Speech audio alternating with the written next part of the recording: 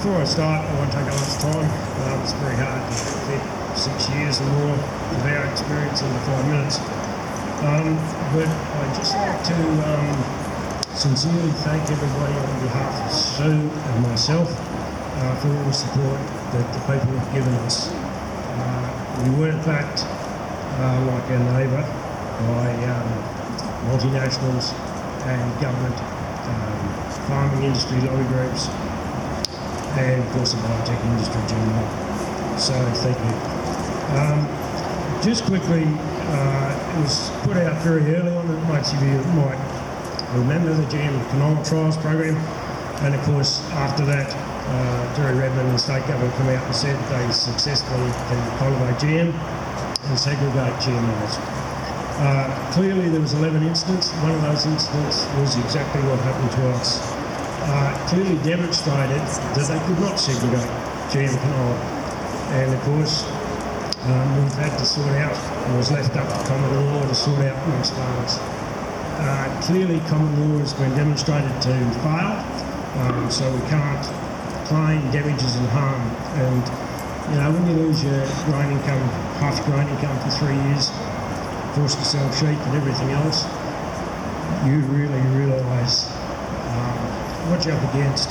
And maybe some of these politicians inside that are farmers, that are promoting GM, and some of these industry leaders in WA farmers and the PGA should find themselves in that position and see if they're so boisterous about getting rid of the GM-Free Areas Act. So we proved then that they couldn't segregate it.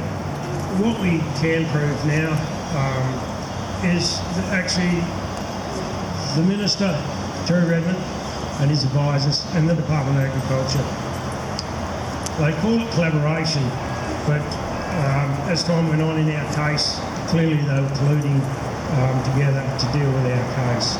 And in these documents it demonstrates our situation was a high priority to the government, and of course to Monsanto and the Department. Now it's our view that the Department of Government has a responsibility to protect the interests of all farmers and the way they want to farm their land. If I want to farm it without chemicals or without GMOs, then that should be my democratic right. Clearly it appears we're having this imposed on us.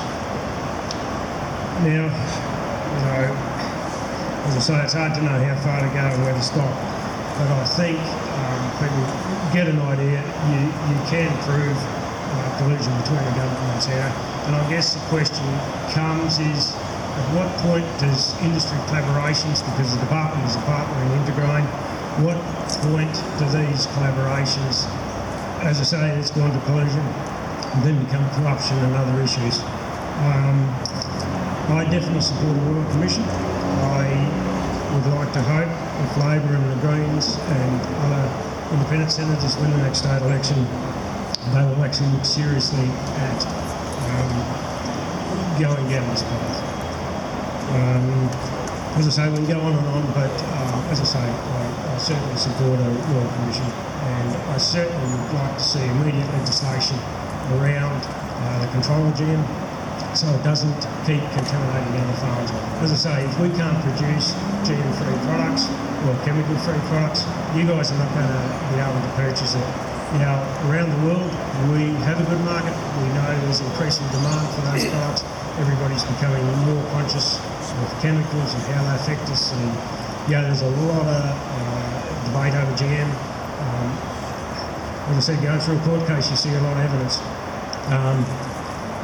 I can't say that I would share the judge's same opinion that it's safe. There's a lot of stuff that we've seen that I certainly question, because there's other people better to answer that than me.